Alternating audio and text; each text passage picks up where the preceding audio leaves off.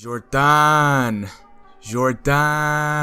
Bro, did y'all see that walkout? My mans started chanting his opponent's name before walking out. Then he proceeds to walk out with a mattress.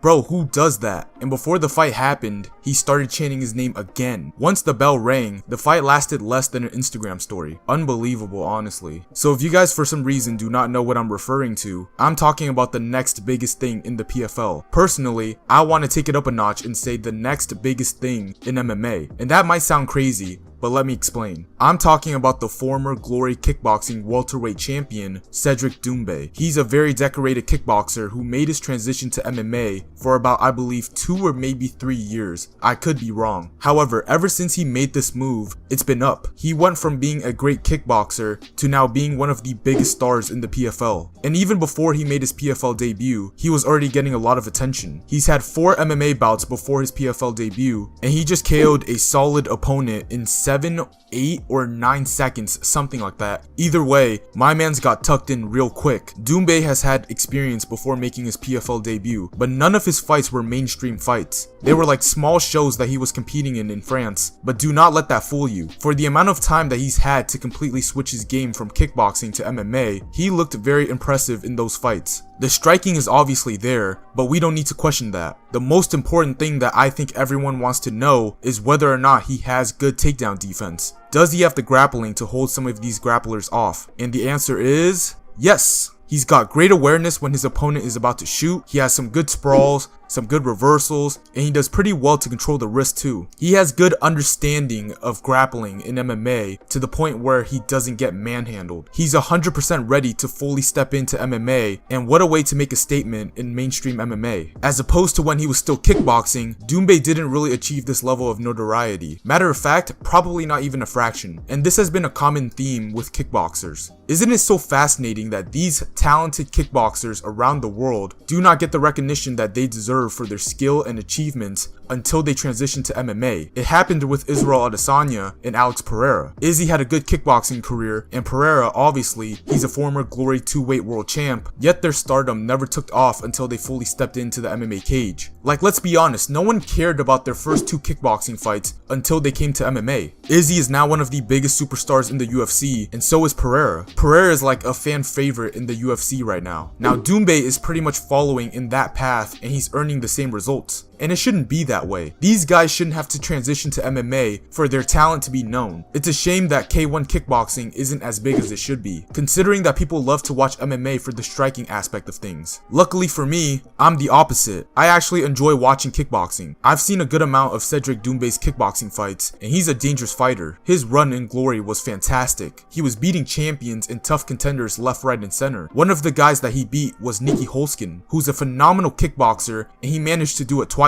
Some other guys consist of Aleem Nabiev and Myrtle Groenhart, who are also great as well. If you look up his highlight reel, you'll see a ton of knockouts. He's undoubtedly a knockout artist. However, believe it or not, when he first came to Glory, he wasn't always like this. He wasn't this guy who was known for knocking people out. His style was a bit different. He was more of a mover, someone who liked to use footwork and angles to score points and win decisions. But that all changed when he started to lose some close decisions. So as a result, he started to channel his inner Charles Oliveira, and he became this ruthless fighter that would look to take people's heads. He started to finish guys early in fights and discovered that he had serious one-punch knockout power in 10-ounce gloves or lower. So it makes sense that once he gave his opponent a left hook in 4-ounce gloves, that he would be out. Some of the guys that Doumbe has beaten were probably more technical than him as a kickboxer, yet he was still able to beat all of these guys. And from everything that I've seen, these are the strengths that I can locate from Doumbe. Firstly, even though he's a kickboxer, we know that the hands are the main threat from Doumbe, but that's not a surprise. However, he is very dangerous when it comes to operating inside the pocket. He's good when it comes to that boxing range, but even better when he's in that inside range. There's just a different level of calmness about him, even though he's putting himself in a position to potentially be hit. And I was worried that this type of fighting style wouldn't translate well for him in MMA. Doumbe likes to create chaos when he fights. However, most of the time, he's never really under any real threat because he's the one that's controlling the fire. He's always one step ahead of his opponent. He's always anticipating his opponent's next move, and he moves his head very well in that head-to-head range. Secondly, when he's on the front foot, he's pushing that pace and volume. He's going to put punches together and break you down. He'll throw his 3s and 4s, 6 and 7s,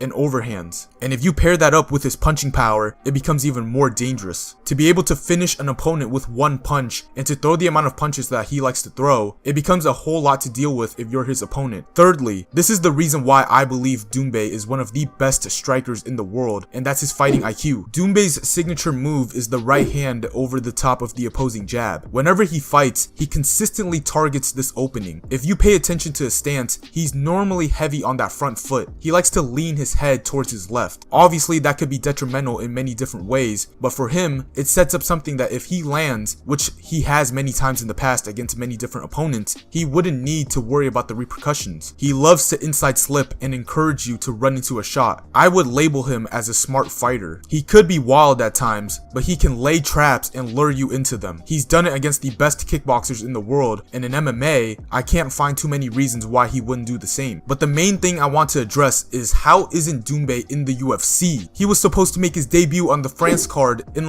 September of 2022? The same card that Cyril Gane and Tai Tuivasa fought in? But apparently for some reason, the commission didn't allow it because his opponent was too experienced, even though I don't agree with that. Darian Weeks would have been a great opponent for Cedric Doumbe, and I don't know how Darian Weeks was so much more experienced than Cedric Doumbe. Also, it seems like Dana was paying Doumbe a bunch of peanuts, so the PFL just chimed in and said, hey, we'll give you that cash. And now they potentially fumbled one of the best fighters in the world that they could have had on their roster. It's a shame because the guy is massive in Paris. Like, the whole arena was standing up and cheering for that man when he walked out. And a quick side note, we already know France has the best MMA crowd. The French people always ride for their stars, and you can see that. But it seems like we're going to have to wait a few years for him to potentially make a move to the UFC. I just don't want him to wait too long. He's not getting any younger. He's 31. He's had a ton of kickboxing fights. He's had like over 80 or 90 professional kickboxing fights. That's a lot of fights. So now that he's 31, he has to handle business in the PFL, and hopefully he'll come to the UFC very quickly. Let's hope that he arrives to the UFC when he's still in his prime. There's a ton of good and interesting matchups for him. Welterweight is primarily a grappling heavy division, but I don't think it's going to phase him that much. I think by the time he makes his move, he'll be ready for anything. He's got a good coaching team around him, and it looks like he's understanding MMA better as he continues to fight. And that's what he needs to do. He needs to improve every single time he steps into that cage. And that is it, guys. Thank you guys so much for listening to what I have to say, and let me know, what did you think about Cedric Doumbe's PFL debut? Do you think he will have a successful MMA career? Drop a comment and let me know in the comment section down below. Now, if you guys enjoy content that is related to combat sports, please drop a like on this video and subscribe to my YouTube channel down below. That would be greatly appreciated. And if you can't get enough of the content on this channel, please head over to my Twitter. I post a lot of tweets about combat sports that you do not want to miss. And other than that, it's been Steven, signing out.